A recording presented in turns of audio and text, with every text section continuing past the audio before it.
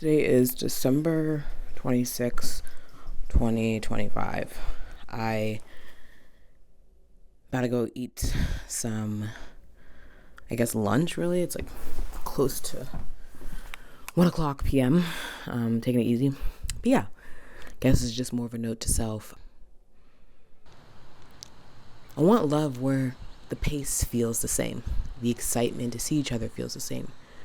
Where it doesn't feel like I have to bother you for us to lock things in. And I think even me having to say that out loud shows that this person obviously doesn't even fuck with me for real. Whether you start out as friends or dates or whatever, it's let's lock the hell in, you know? I don't know. I've always been someone who if I want something, I'm just gonna go get it.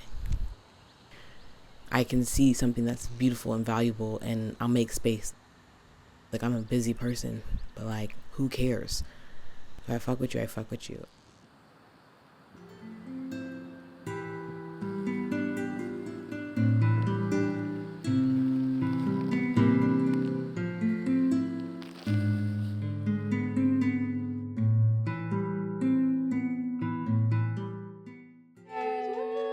Are you a lover girl? Actually, wait, hold up. Let's run it back a bit. So, the year's 1997. It's my birthday. My mom's behind the camera, and Miss Rosa is serving us cake. And somewhere in the video is my first crush. At the ripe age of 4 years old, I had the biggest crush on a guy named Gregory.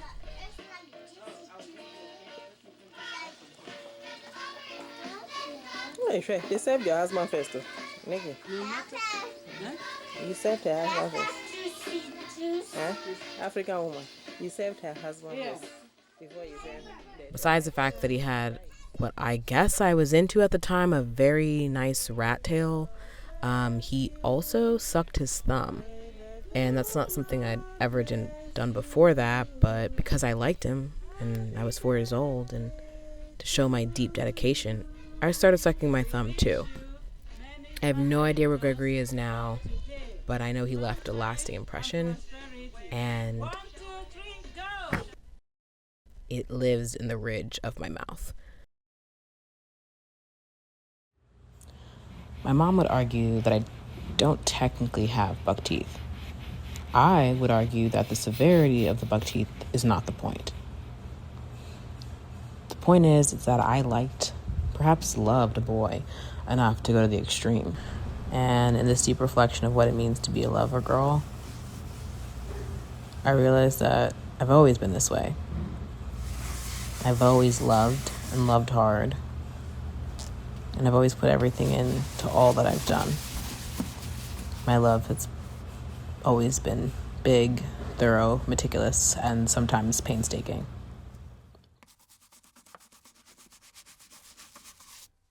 Are you a lover girl?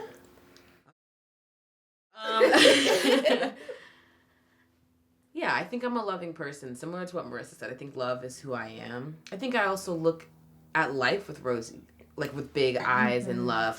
When I'm going on these random trips and traveling the world and getting interested in languages and making movies and all these things that seem grand to me, the pursuit of love is that too. Now, love in its everyday, it might be boring and this and that, but I don't want to have to shrink my light for someone who's trying to keep it chill. Yeah. I cannot be with a nonchalant person. I'm very chalant. I don't want to do life halfway. I don't do most things halfway. So I'm a lover girl, but I think that term is sometimes, for me, has come with loving too much without reciprocity, or fixating on love in an unhealthy way. So I'm not sure if there's a better word, but I just feel I'm a loving woman. You know what I mean? And I think I don't want to lose that part of me just because I've gone through stuff. Today is December 29th, 2025. It is 8 something in the morning. It's Monday and I'm on break. So making this voice note because randomly, I think I've found someone that is actually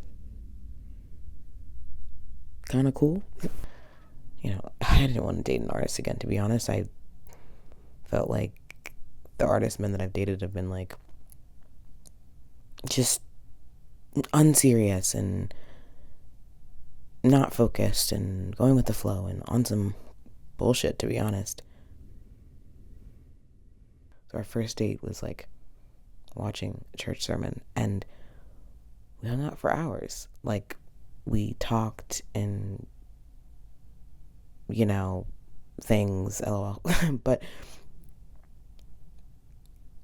he was kind and affectionate and loved me out loud, which was something that I have always wanted. And he cooked me dinner and he prayed over our food in a really beautiful prayer, by the way. And it was amazing. And at the same time, I was so taken aback by how much I don't know how to receive safe and healthy love. Today is January 5th, 2026. I don't want to spend too much time on this, but there was a guy I was talking to. We spent like a whirlwind of 3 days together. We connected, and there was clear that we both were excited to have like something there and some shared values. I mean, he wasn't perfect. He was kind of prickly and kind of dark, and I'm not as dark. I'm more light and bubbly and whatever, and we're opposites. And then at the same time, we both had been hurt in love, and we're supposed to hang out New Year's Eve. He needed some rest instead. It worked out for me. So did I. Texted him Happy New Year, and I haven't heard from him since.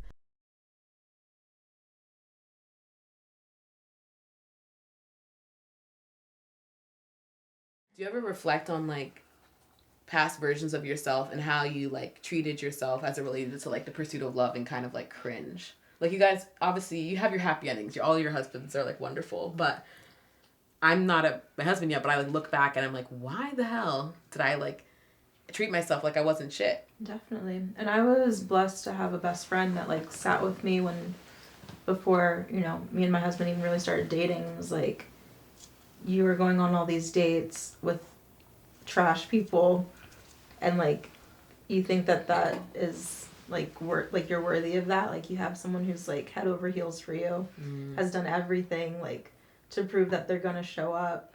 Like, what are you doing? Sometimes it takes a really good friend to be like, girl, get it together. Like, stand up. Be better. Be better. But you know, that's also like, because that's love.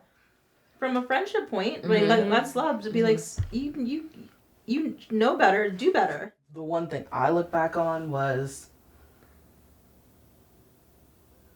the amount of time and energy I really I sunk into my relationship, in terms of, I in retrospect realized how much I really neglected the other relationships around me, and how I wrapped up my emotional safety net was that one person, and I didn't realize how much that kept me there, instead of moving on when I already knew it was time to move on.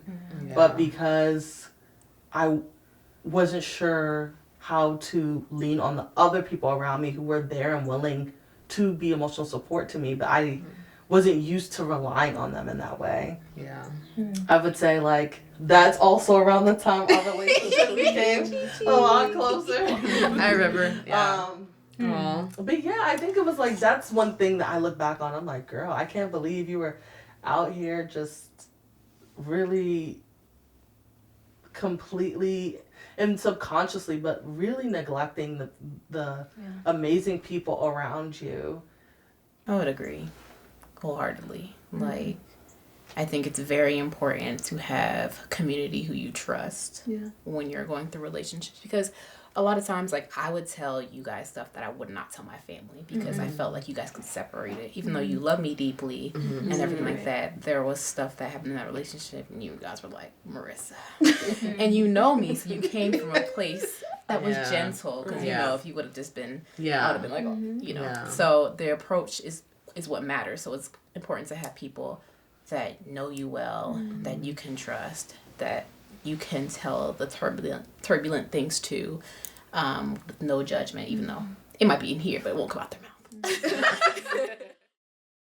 Okay, today is April 6th. It is about 6:53 p.m.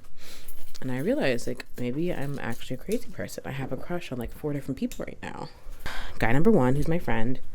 But then it's like, I don't know. He's, like, consistent and, like, there and available. But then I, like, really care about this person. And I cannot just be like, I have a crush on you and, like, not mean it. Because, like, huh? What kind of fuck ass shit is that? Guy number 2, I don't know this man at all. He's, like, a fantasy guy. He's just this beautiful, tall black man that I don't know at all, but I'm, like, obsessed with. And then guy number 3 is somebody who I've known for a couple years now, but lives very far. We don't get to really see each other. It's like we FaceTime, we talk on the phone. And then there's a 4th guy. Guy number 4 has a girlfriend. Like, I'm being a messy bitch. As women, I think we're really good at, like, falling in love with potential, because I think we have an innate ability to see, like, someone's true, like, self that they could be, but it's like you can't fall in love with potential because that person might not ever self-actualize to be who they are, which is, you know, being a true partner, being just a good man, whatever that looks like for them, because everyone's definition of that is different. But no, I think as, like, you get older and start to question, like, what you truly want, you're gonna start seeking that in someone, you know what I mean? So it's like there's wisdom in getting older too, you know. Dear God, I pray for guidance, I pray for wisdom, I pray for healing, I pray for you to reveal all things in good time. I pray prayers of thanksgiving for what you're showing me, that love can be kind and safe.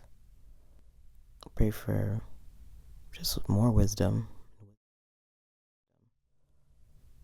And that's all I can ask for. I find that for the first time ever when it comes to, like, relationships and dating, and that I don't feel overly attached, or not in a bad way, but I don't feel, like, super excited necessarily. I just feel grounded, like, really grounded, and feel like my life is going to go on with or without this person.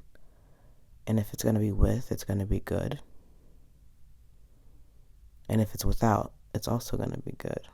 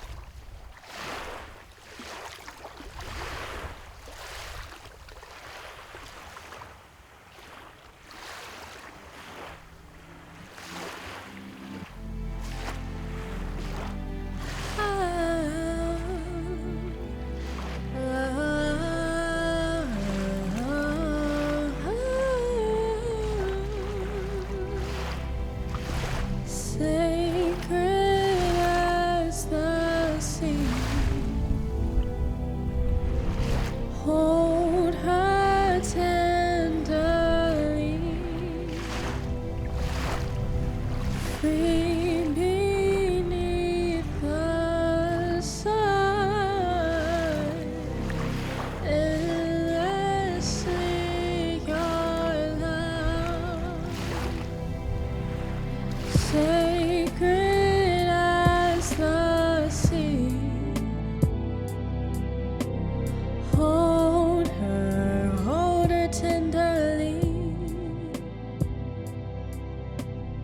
free beneath the sun,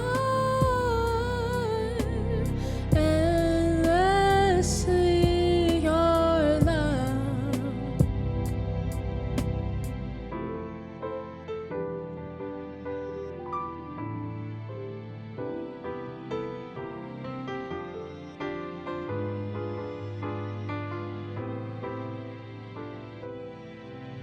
Say